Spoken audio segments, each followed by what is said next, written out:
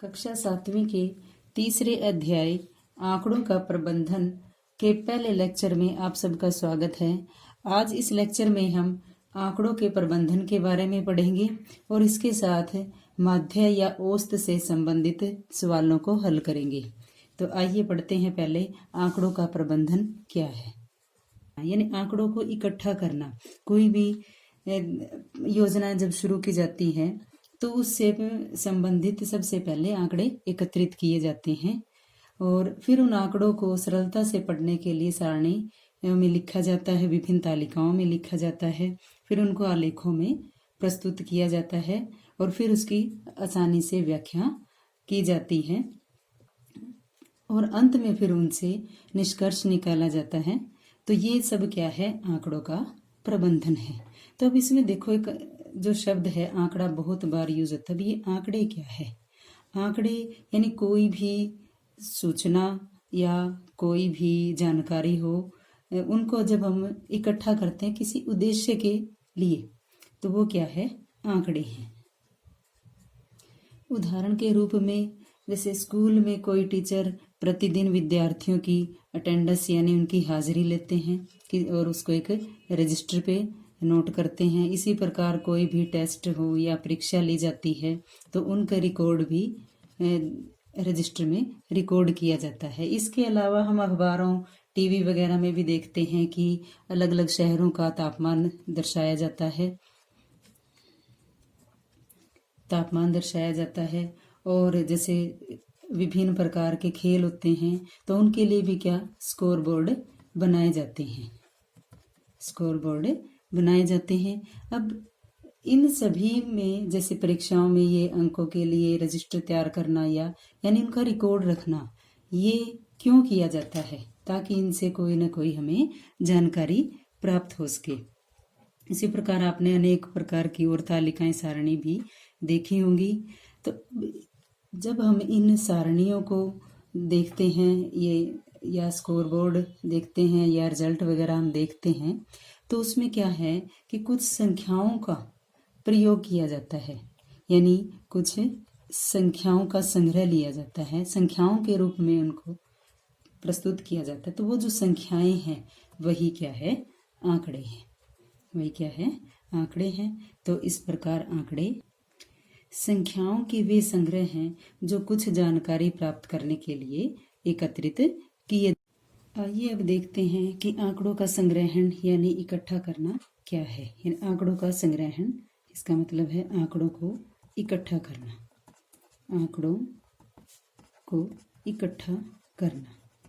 अब आंकड़ों को इकट्ठा करने से पहले क्या उद्देश्य होना चाहिए? यही नहीं कि सीधे ही आंकड़ों को इकट्ठा कर लिया जाए। उसके लिए कोई ना कोई, यानी हमें पहले हमारा उद्देश्य होना चाहिए कि हमें ये आंकड़े क्यों इकट्ठे करने हैं, इनका उपयोग कहाँ करना है, यानी इनका उपयोग कहाँ करना है, ये क्यों इकट्ठे उपयोग कहाँ करना है, इनका उद्देश्य क्या है।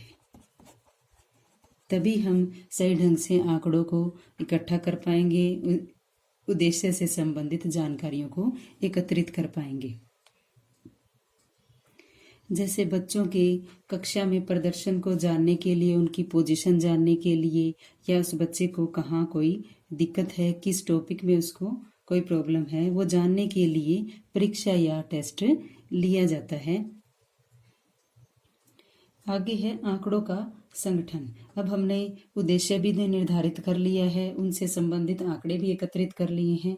उसके बाद आंकड़े इकट्ठे करने के बाद कि आंकड़ों का संगठन कैसे किया जाता है, यानी आंकड़ों को हम ताकि आसानी से पढ़ सके, तो उसके लिए क्या करते हैं, विभिन्न तालिकाएं या सारणियां तैयार की जाती है ताकि जो जानकारी हम उन आंकड़ों से प्राप्त करना चाहते हैं वो आसानी से प्राप्त कर सके। तो आंकड़ों के संगठन का मतलब है प्राप्त आंकड़ों को सारणीबद्ध करना ताकि आंकड़ों को आसानी से, सरलता से समझा जा सके। आइए इससे संबंधित एक उदाहरण देखते हैं। देखो बच्चों, क्रिकेट से संबंधित एक स्कोर बोर्ड है इसमें कुछ गेंदबाजों और कुछ बल्लेबाजों के प्रदर्शन को दर्शाया गया है। जैसे जसप्रीत बुमराह 10 ओवर में 2 मेडन ओवर निकालते हैं और वह 40 रन देकर 3 विकेट लेते हैं। इसी प्रकार कुलदीप यादव, हार्दिक पांड्या, इन सभी का इसमें बताया गया है। इसी तरह बल्लेबाज जैसे रोहित शर्मा 45 रन 62 बॉल्स खेल के 45 रन बनाते हैं और उसको 75 मिनट का टाइम लगता है। इसी तरह विराट कोहली के द्वारा खेले गए रन, उनके बनाए गए रन और खेले गए गेंदों के बारे में दिया हुआ है। यानी इस स्कोर बोर्ड से हम आसानी से ये पता लगा सकते हैं कौन सा गेंदबाज ज़्यादा सफल रहा है, उसकी रन रेट क्या है। इसी तरह कौन से बल्लेबाज ने अधिक रन बनाए हैं, कितनी शीघ्रता से बनाए हैं, उनका प्रदर्शन कैसा है। आगे है आंकड़ों का आलेखन। यानी आंकड़ों को जो सारणीबद्ध तरीके से हमने लिखे हैं उनको विभिन्न आलेखों, विभिन्न चित्रों के रूप में दर्शाना। अब आलेख जैसे चित्रालेख, दंडालेख, दोहरा दंडालेख, आयत चित्र या वृत्त आलेख, यानी जो हमने आंकड़े सारणियों में लिखे थे उनको चित्रों और आलेखों की सहायता से दर्शाना, ताकि सूचना को और भी आसानी से और रोचक ढंग से प्राप्त किया जा सके। इसके बाद है आंकड़ों की व्याख्या करना। यानी आंकड़ों की व्याख्या करना क्या है, यानी विभिन्न प्रतिनिधि मानों द्वारा आंकड़ों या सूचनाओं या जानकारियों का विश्लेषण करना। गणित में कुछ प्रतिनिधि मान जैसे माध्य, माध्यक, बहुलक, इनके द्वारा जो ये आंकड़े हैं, इनकी ये जानकारी है, इनका विश्लेषण किया जाता है और फिर निष्कर्ष निकाला जाता है। इन्हीं प्रतिनिधि मानों के आधार पर ही सरकार विभिन्न प्रकार की योजनाएं बनाती हैं जो देश या क्षेत्र के हित के लिए तैयार की जाती है।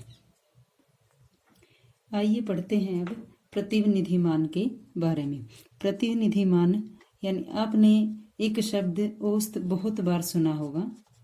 औसत एक शब्द है और प्रतिनिधि मान के बारे में अभी बताया भी है कि कौन कौन से प्रतिनिधि मान है।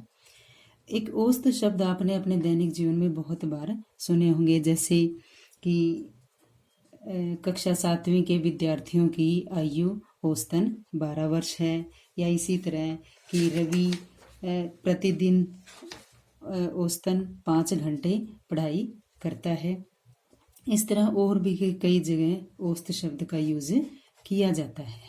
तो ये औसत क्या है? अब जैसे हमने ये उदाहरण लिया था कि कक्षा 7वीं के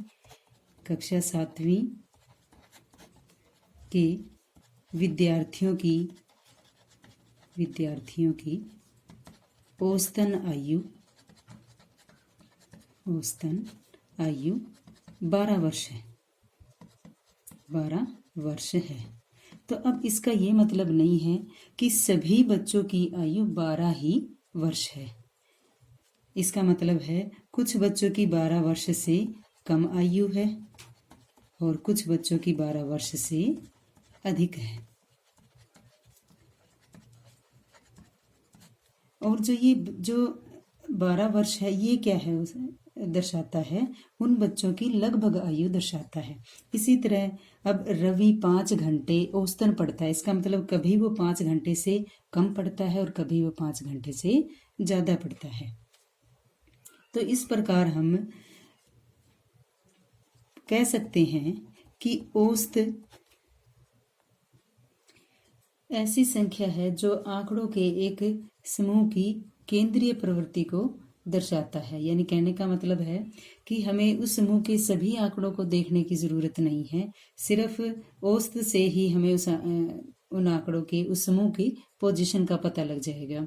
तो औसत समूह के सबसे बड़े तथा सबसे छोटे आंकड़ों के बीच में स्थित होता है। यह उस समूह का प्रतिनिधित्व करता है। तो इसलिए यानी क्योंकि इसी आंकड़े के आधार पर इसी औसत जिसका दूसरा नाम है माध्य के आधार पर ही कोई निर्णय लिया जाता है, तो इसलिए इस समूह का वो क्या करता है, प्रतिनिधित्व करता है। इसलिए इसे केंद्रीय प्रवृत्ति का मापक कहा जाता है, क्योंकि इसी के आधार पर कोई निर्णय लिया जाता है, तो इसीलिए यही केंद्रीय प्रवृत्ति का क्या है, मापक। अब औसत का दूसरा नाम है माध्य। इसे समांतर माध्य भी कहते हैं, समांतर माध्य। और इसे अंक गणितीय माध्य भी कहते हैं, अंक गणितीय माध्य, लेकिन संक्षेप में इसे माध्य ही कहते हैं। आइए अब देखते हैं कि माध्य कैसे ज्ञात करते हैं। माध्य बराबर जो समूह के आंकड़े होते हैं उन सभी का योग ज्ञात करेंगे, यानी आंकड़ों का योग बटे, यानी हमें अब आंकड़ों के योग को किससे भाग करना है, इन आंकड़ों की संख्या से, तो बटे आंकड़ों की संख्या।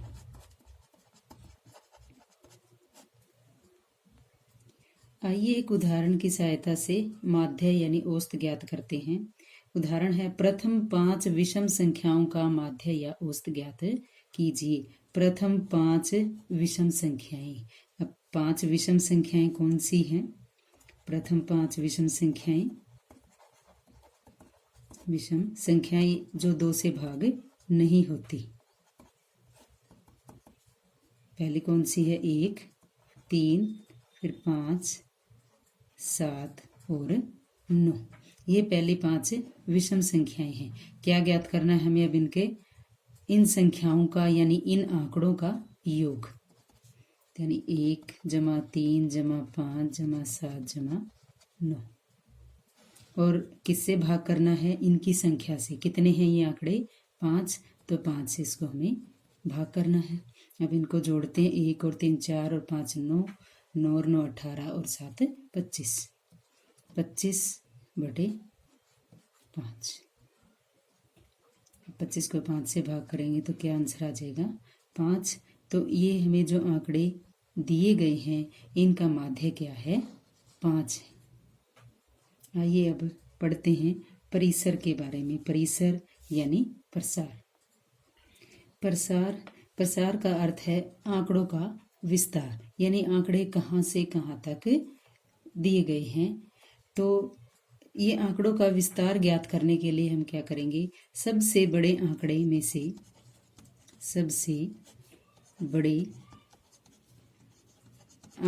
से सबसे छोटा आंकड़ा घटा देंगे, यानी सबसे बड़े आंकड़े का और सबसे छोटे आंकड़े का अंतर ज्ञात करेंगे।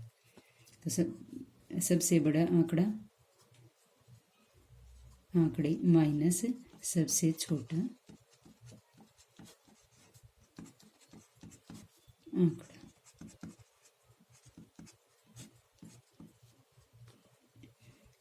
उससे क्या ज्ञात करेंगे हम? प्रसार।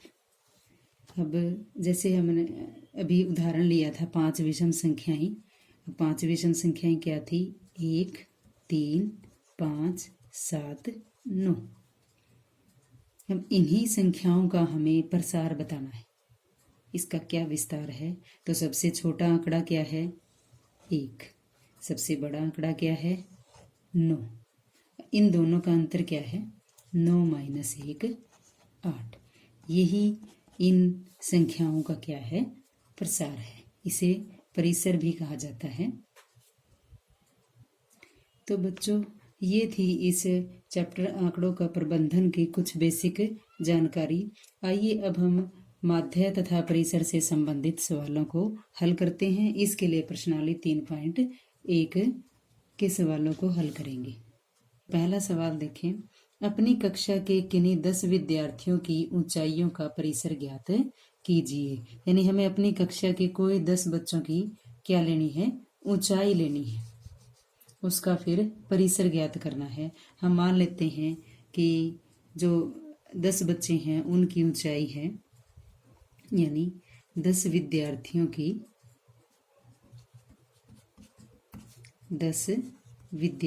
की ऊंचाई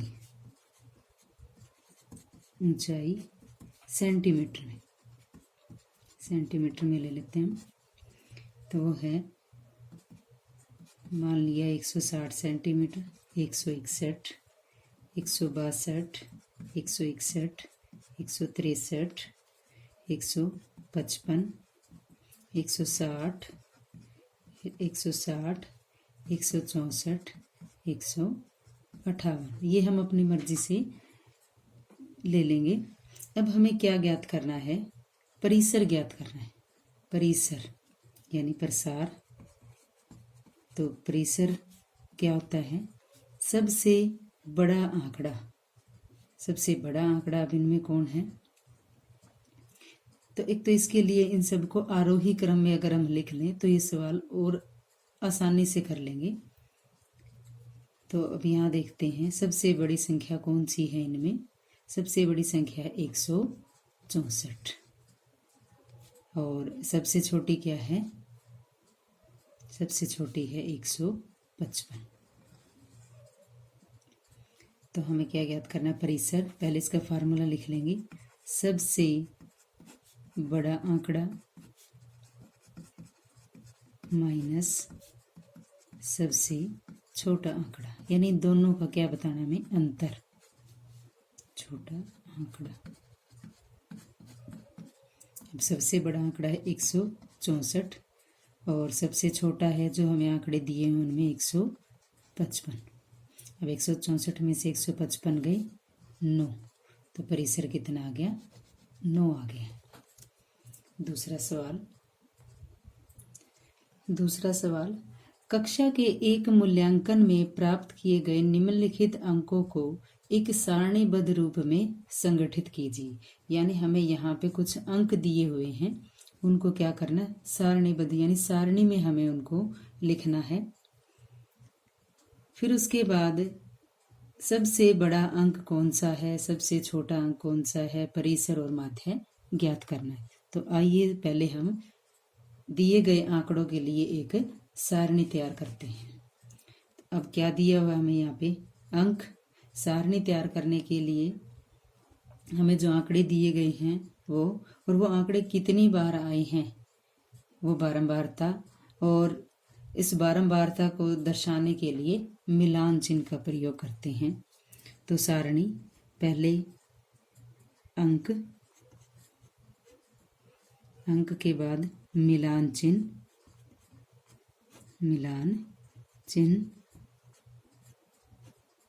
और बारंबारता।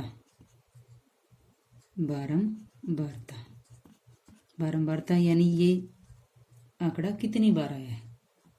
तो अंक देखो पहले क्या है इसमें, हम यहाँ देखते हैं कि अंक 1 से 9 तक सारे ही अंक हैं।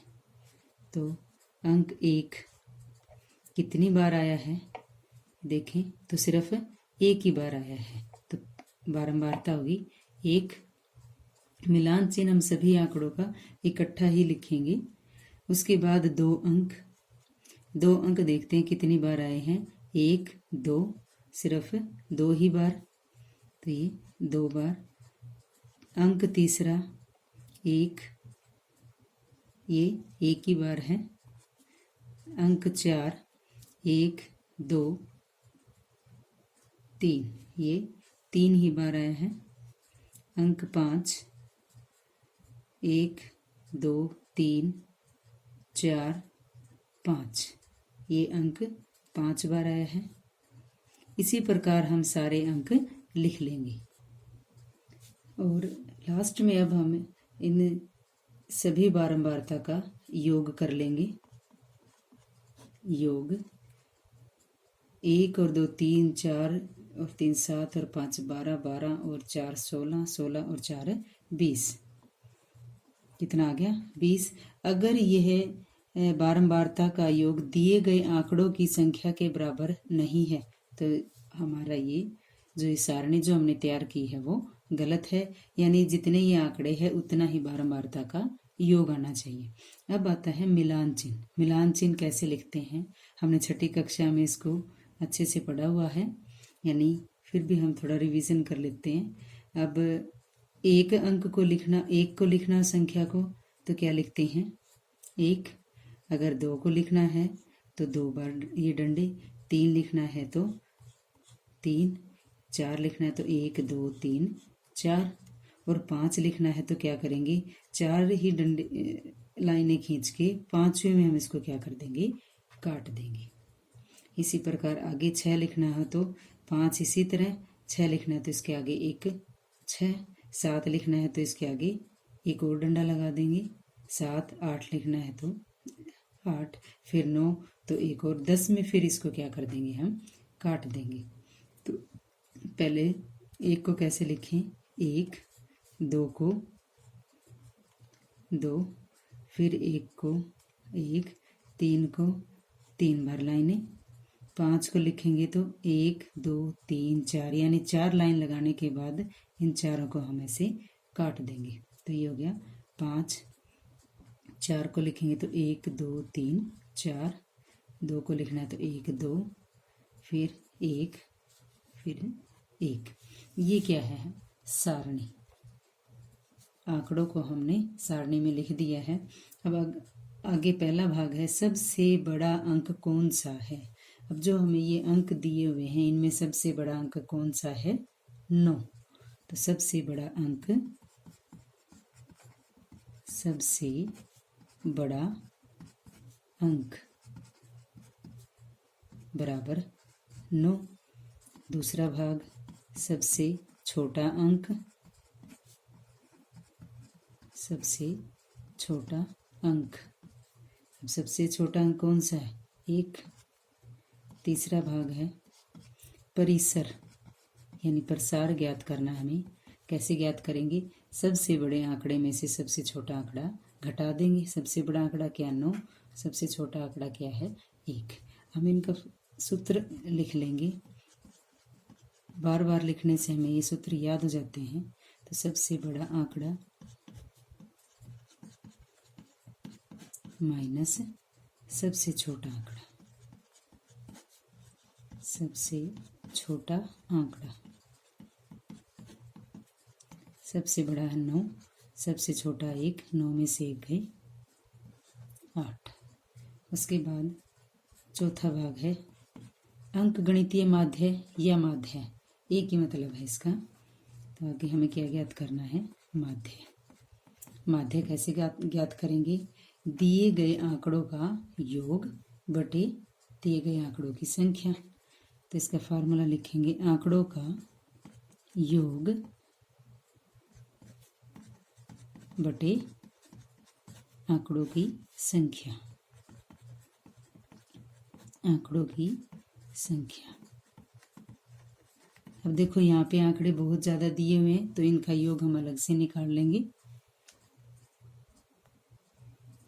तो आंकड़ों का योग कितना आ गया, ये इस तरह लिखकर इन सब का जोड़ कर लेंगे और वो कितना आ गया, 100।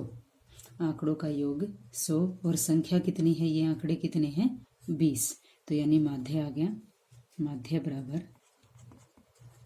माध्य क्या आएगा, आंकड़ों का योग यानी 100 बटे आंकड़ों की संख्या, कितने हैं ये, 20।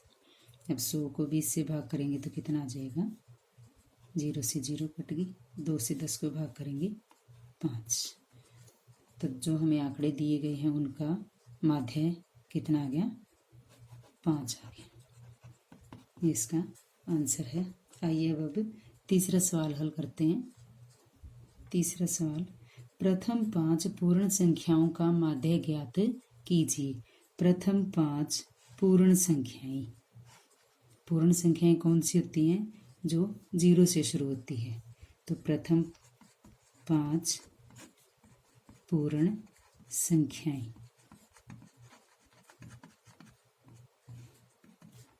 सबसे पहले कौन सी आएगी, 0, फिर 1, 2, 3 और 4, क्योंकि 5 ही संख्या लेनी है हमें। क्या ज्ञात करना है, इसका माध्य ज्ञात करना है। तो सबसे पहले क्या ज्ञात करेंगे, हम आंकड़ों का योग ज्ञात करेंगे। तो आंकड़ों का योग बराबर 0 + 1 + 2 + 3 + 4। 0, 1, 1, 2, 3, 3, 6 और 4 10। इनका जोड़ कितना आ गया, 10। है कितनी ये, 5, यानी आंकड़ों की संख्या।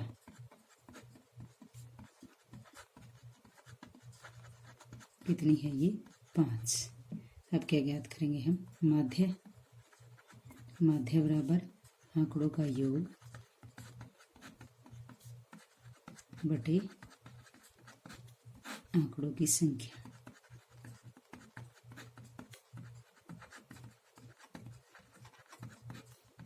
अब योग है 10, संख्या है 5। 10 को 2 से भाग 5 से भाग करेंगे तो 2, यहाँ आंसर आ जाएगा। आइए अब चौथा सवाल हल करते हैं। चौथा सवाल, एक क्रिकेट खिलाड़ी ने 8 पारियों में निम्नलिखित रन बनाए।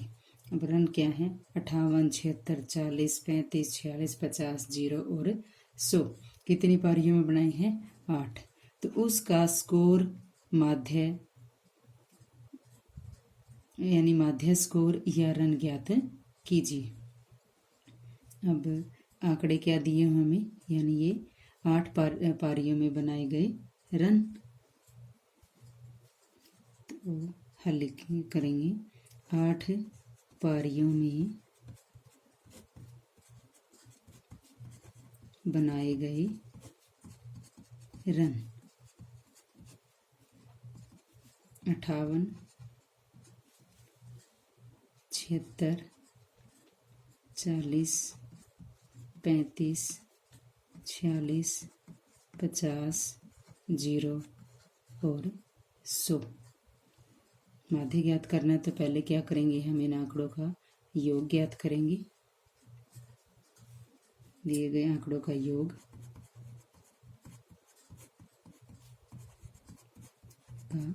योग 58 + 76 + 40 + 35 + 46 + 50 + 0 + 100।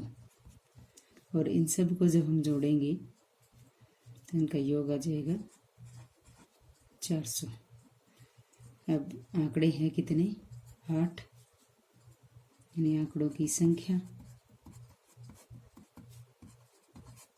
बराबर 8।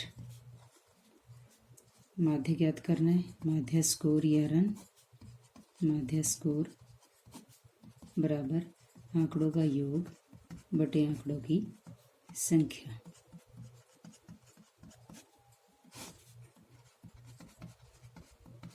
आंकड़ों की संख्या, योग कितना है 400 और संख्या कितनी है 8। 400 को 8 से भाग करेंगे, यानी 8 × 8, 8 × 5 = 40, 8 0 0, कितना आ गया 50। यानी उस खिलाड़ी के 8 पारियों में जो रन बनाए गए उसका औसत क्या है, माध्य क्या है 50।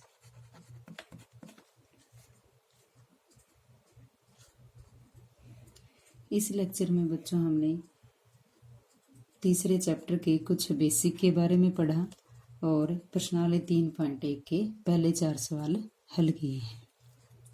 बेसिक कोई भी टॉपिक हो उसका हमें ज़रूर अच्छे से समझना चाहिए, क्योंकि सवाल की तो हज़ारों रकम हो सकती हैं, लेकिन जो बेसिक है अगर हमें बेसिक अच्छे से समझ में आ जाए तो हम चाहे कितने भी सवाल हों उनको आसानी से हल कर सकते हैं।